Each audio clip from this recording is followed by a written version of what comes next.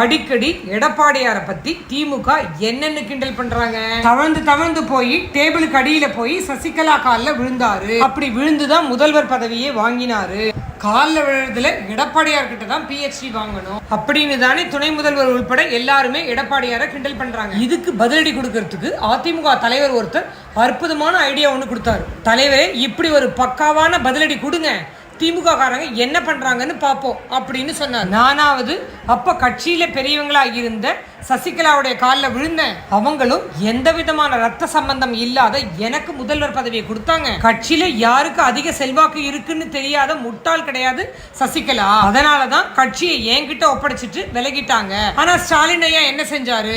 வீட்டுக்குள்ளேயே அவங்க அப்பா காலில் விழுந்தாரு.